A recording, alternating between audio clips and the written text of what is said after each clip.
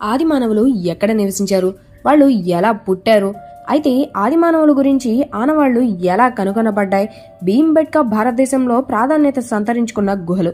ఇవి మధ్యప్రదేశ్లోని భోపాల్కు కేవలం 50 కిలోమీటర్ల దూరంలో అమర్కంటక్ నదీ తీరాన కొండల మధ్యలో రథపాని అభయారణ్యంలో ఉన్నాయి.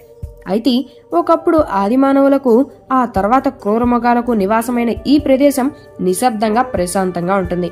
అయితే భీంబెట్కా అన్న పేరు భారతదేశంలోని భీముడి పేరు మీద వచ్చింది. జూదంలో రాజ్యం పోగొట్టుకున్న పాండవులు కొంతకాలం ఈ గుహలలో తలదాచుకున్నట్లు పురాణ కథనం కూడా ఉంది. అయితే పాండవులు నివసించారన్నమాట అట్టుంచితే, అసలు మనిషి మొట్టమొదట జీవించింది ఇక్కడే అట.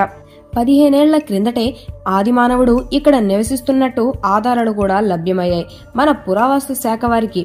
అయితే భీంబెట్కా గుహలు కనుగొనే తీరు ఆసక్తికరంగా ఉంటుంది. ప్రముఖ పురాతత్వ శాస్త్రవేత్త విఎస్ వకన్కర్ రైల్లో భోపాల్కు వెళ్తుండగా తాను ఐరోపాలో ఖండంలో చూసిన గుహలను పోలిన వాటిని ఇక్కడ చూశాడట.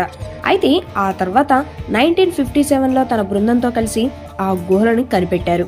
అయితే భీంబెట్కా గుహలు ప్రాచీన శిలాయుగం కాలం నాటివి. ఈ గుహలు భారతదేశంలో ఆది మానవుడు నివసించాడు అనటానికి ఆధారం. అయితే ఈ గుహలలో 1,00,000 సంవత్సరాల క్రితం హోమో ఎరెక్టస్ ఆది మానవులు నివసించారట. అయితే భీంబెట్కాలో మొత్తం 750 గుహలు కనుగొన్నారు. అందులో 243 భీంబెట్కాకి చెందినవిగా అండ్ అలాగే 178 లకర్ జువార్ వర్గానికి చెందినవిగా గుర్తించారట. అయితే ప్రస్తుతం ఈ గుహలలో సందర్శకుల కోసం 12 మాత్రమే తెరిచి ఉంచారట. ఆది మానవులు వేసిన పెయింటింగ్స్ గుహలలో ప్రధాన ఆకర్షణలట. గుహలలో సుమారు 453 పెయింటింగ్స్ ఉన్నాయట. అయితే ఇవి 30,000 ఏళ్ల క్రితం నాటివిగా చెప్తారు. ఈ గుహలు పూర్వం నాట్యం యొక్క ఉనికిని కూడా కనబరుచుతాయట. ఒకానొక రాతి గుహలో చేతిలో త్రిశూలం కలిగి నాట్యం చేస్తున్న భంగిమలో చిత్రం ఇక్కడి పెయింటింగ్స్ లోకెల్లా సెంటర్ ఆఫ్ అట్రాక్షన్ అంట. అయితే భీంబెట్కా గుహలను యునెస్కో 2023లో ప్రపంచ వారసత్వ సంపదగా గుర్తించింది. భీంబెట్కా గుహలలో ఉన్న ఏకశిలపై ఉపయోగించిన రంగుల యొక్క ముడిసరుకు బార్కేద వనరుగా వ్యవహరించారట. అయితే పురావస్తు శాస్త్రవేత్తలు ఈ విధంగా కనుగొన్నారు. పెయింటింగ్స్ కనుక్కొని వాతావరణ పరిస్థితుల కారణంగా గుహలలో అరుదైన చిత్రాల కోతకు గురవుతున్నాయట. వీటిని సంరక్షించడం కోసం పురావస్తు శాఖ రసాయనాలను అండ్ అలాగే మైనాన్ని ఉపయోగిస్తుందట. ఉదయం 7 గంటల నుండి సాయంత్రం 6 గంటల వరకు భీంబెట్కా గుహలు ప్రయాణించొచ్చట. భీంబెట్కా గుహలు భోపాల్కు 50 కిలోమీటర్ల దూరంలో ఉన్నాయి కనుక ముందు భోపాల్ చేరుకొని అక్కడి నుండి లోకల్ ట్రాన్స్పోర్ట్ ద్వారా భీంబెట్కా గుహలు చేరుకోవచ్చట. అయితే ఆది మానవుడు నిప్పుని ఎలా కనిపెట్టాడన్నది ఇక్కడైతే లేదు. అయితే అసలు ఆది మానవులు మధ్యరాతి యుగంలోనే నిప్పును కనిపెట్టారట. చికుముకి రాయి రాపిడితో నిప్పు పుట్టింది. ఆ నిప్పు చలికాలంలో వెచ్చదనం ఇస్తుందని మానవుడు గ్రహించాడు. మెల్లగా కట్టెలు పోగేసి వాటిని వెలిగించడం అలవాటు చేసుకున్నాడు.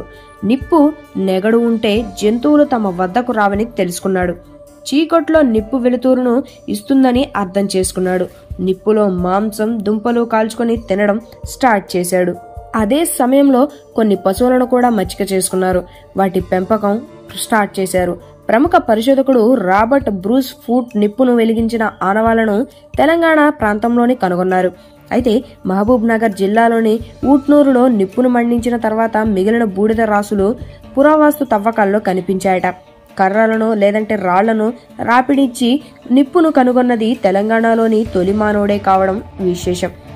అయితే ఆది మానవులు అక్కడ నుండి వెళ్లేటప్పుడు పేడ కుప్పలను తగలబెట్టేవారట. ఆ పెంట కుప్పలే కాలి బూడిద రాసులుగా మారి తవ్వకాల్లో బయటపడ్డాయట. అలాగే జనగామ సమీపంలో వడ్లకొండ చీటకోడూరు గ్రామ శివార్లలో మైసమ్మ గుట్ట, పొట్టిగుట్ట, కోటగుట్టలలో బూడిద రాసులు నిలువ ఉండేయట. అయితే రాళ్లతో పాటు అనేక రాకాసి గూళ్లున్నట్లు కూడా గుర్తించారు. అయితే వాటిని నిప్పు అంటించగా అవి బూడిద రాసులుగా మిగిలాయి. అప్పట్లో బ్రిటిష్ మ్యూజియం అధికారులు వీటిని రసాయన పరీక్షలు కూడా చేశారట. ఈ బయటపడిన బూడిద రాసులపై మరో బ్రిటిష్ శాస్త్రవేత్త ఎఫ్ఆర్ ఆల్చిన్ కూడా పరిశోధన చేశారట. ఈ బూడిద రాసులు ఉన్న ప్రదేశాల్లో మొదట్లో పశువులను కట్టి ఉంచారట. వాటి పేడను కూడా ఒకచోట కుప్పగా వేసేవారట. ఈ మధ్య చరిత్ర పరిశోధకులు రత్నాకర్ రెడ్డి ఈ విషయం మీడియాకైతే తెలియజేయడం జరిగింది. అక్కడే పెద్ద పొడవాటి కుండలో ఎముకలను కూడా కనుగొన్నారట. ఈ ఎముకలు 7 అడుగుల ఎత్తున మనిషివి అయి ఉండొచ్చని అంచనా వేశారు. ఆది మానవుడు పేడ కుప్పలను కాల్చడం, తర్వాత ఆ ప్రదేశం నుంచి వేరొక ప్రదేశానికి తరలి వెళ్లడం వంటి అంశాలను పరిశీలిస్తే ఋతువులు మారే సమయంలో పశువులతో సహా మరో సురక్షిత ప్రదేశానికి మారేవారని పరిశోధకులు అంచనా వేస్తున్నారు. మధ్యరాతి యుగంలో మానవుడు చిన్న చిన్న రాతి పనిముట్లు ఎక్కువగా ఉపయోగించాడు. వీటిని తమతో తీసుకెళ్లేవారు. పలు చోట్ల తవ్వకాలలో ఇలాంటి పనిముట్లు బయటపడ్డాయట.